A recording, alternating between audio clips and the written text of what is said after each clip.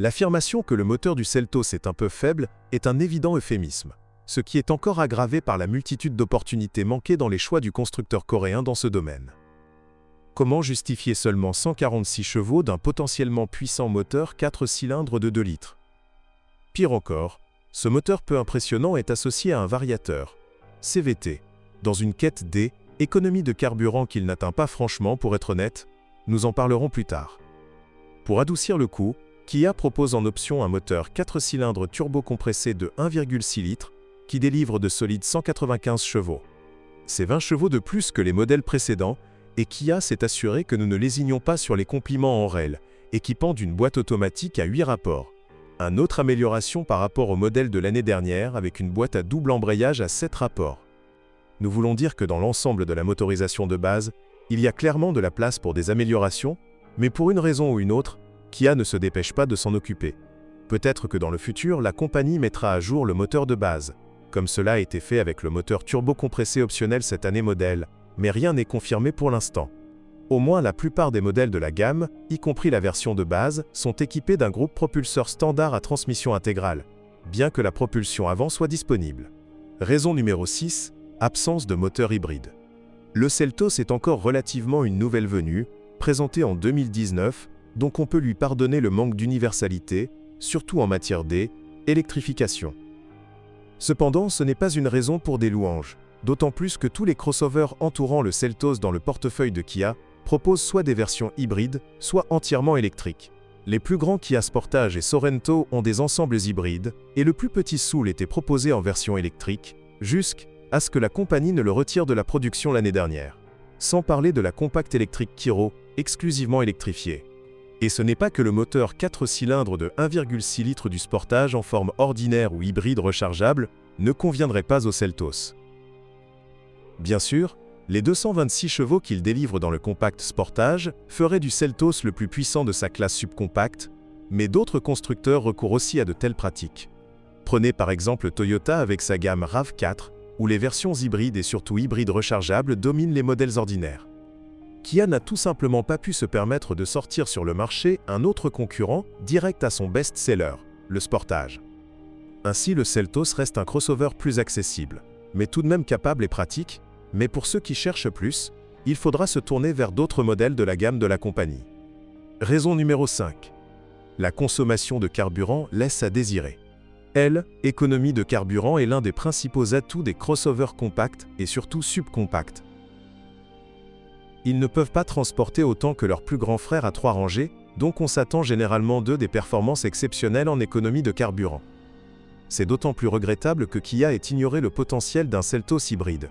Bien que les modèles à propulsion avant du Seltos soient annoncés avec une consommation allant jusqu'à 8,4 de litre au 100 km en ville et 6,9 de litre au 100 km sur autoroute, ce qui sont de bons chiffres, ne nous comprenez pas mal, ils restent en retard par rapport aux modèles hybrides du Sportage, capables d'afficher jusqu'à 5,6 de litre au 100 km en ville et 5,3 de litre au 100 km sur autoroute. De plus, la plupart des modèles du Seltos n'atteindront jamais leurs chiffres maximaux, puisque la transmission intégrale et les grandes roues sont répandues dans toute la gamme.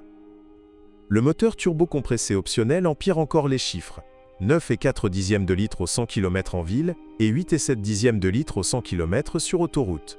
Une chute sérieuse par rapport au moteur de base et presque le double de la gamme hybride principale de la compagnie.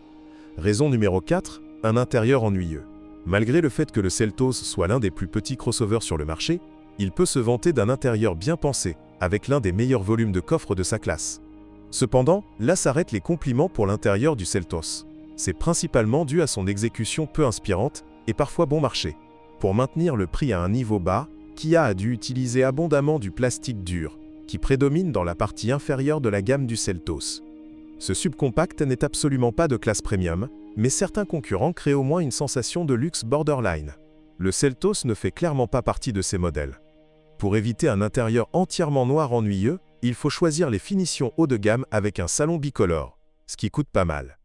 Raison numéro 3. Les modèles de base manquent de fonctions désirables. Le Kia Seltos propose un ensemble équilibré d'options, compte tenu de son prix relativement accessible, mais qui a quand même privé la finition de base de certaines fonctions standards et désirables pour les familles. La climatisation automatique en est une, et le point d'accès Wi-Fi est aussi réservé aux versions plus chères. Il en va de même pour les fonctions de sécurité avancées, comme le monitoring des angles morts et l'avertissement de trafic transversal arrière. Mais ce qui surprend particulièrement, c'est le régulateur de vitesse adaptatif optionnel. Il est standard depuis des années pour la plupart des voitures accessibles, et seuls quelques modèles essaient de le faire passer pour une option. Pendant ce temps, le système multimédia a été mis à jour et inclut maintenant un écran tactile de 8 pouces, une amélioration par rapport à écran de 7 pouces de l'année dernière. Les modèles plus chers obtiennent un encore plus grand écran de 10,3 pouces, donc les modèles de base perdent aussi là. Raison numéro 2. Une capacité de remorquage pratiquement nulle. Bien que le Seltos puisse contenir jusqu'à 1780 litres de chargement avec les sièges arrière rabattus, ce qui impressionne pour un crossover de cette taille, il ne montre pas la même vivacité quand il s'agit de remorquage. Kia n'indique officiellement pas la capacité de remorquage et ne recommande généralement pas d'utiliser ce subcompact pour remorquer des remorques de n'importe quelle taille et poids. Sur les marchés étrangers, la situation est différente. Là, Kia évalue la capacité de remorquage maximale du crossover à environ 900 kg, mais avec d'autres ensembles moteurs. Aux États-Unis, il vaut mieux choisir un autre modèle de Kia ou de la gamme des concurrents. Raison numéro 1. Le prix grimpe rapidement. À partir de 24 400 $, le Seltos LX de base représente l'un des moyens les plus accessibles de devenir propriétaire d'un crossover aujourd'hui. Compte tenu de la transmission intégrale standard et de la fameuse garantie de 10 ans sur le groupe propulseur pour 160 000 km, c'est une offre très avantageuse, surtout avec la récente hausse des prix. Cependant, il faut se rappeler que le Seltos de base est privé de certaines fonctions désirables, bien que les concurrents ne proposent souvent rien de mieux. Les finitions S et EX à 25 900 et 28 900 $ respectivement paraissent très attractives, compte tenu de la relative richesse d'amélioration qu'elles apportent. Cependant, ce sont les deux seules finitions de la gamme Seltos qui sont équipées exclusivement de propulsion avant, perdant la transmission intégrale coûtant environ 1500 $, qui est étonnamment disponible en version de base. Les modèles les plus chers X-Line et SX, au contraire, reviennent à la transmission intégrale et sont équipés du moteur turbo-compressé, mais leur prix varie de 28 750 à 30 690 $, une question à laquelle chaque acheteur devra répondre par lui-même. Malgré sa nature relativement peu impressionnante, les modèles haut de gamme du Seltos ont plusieurs qualités attractives. En premier lieu, un intérieur bicolore stylé, avec de la peau synthétique, et un système multimédia moderne, incluant tout ce qu'un conducteur contemporain pourrait souhaiter.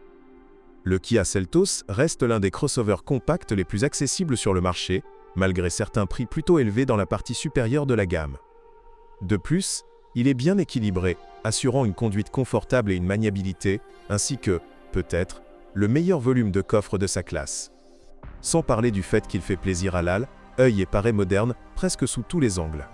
Cependant, plusieurs défauts potentiellement critiques signifient que le Kia Seltos n'est pas une voiture pour tout le monde.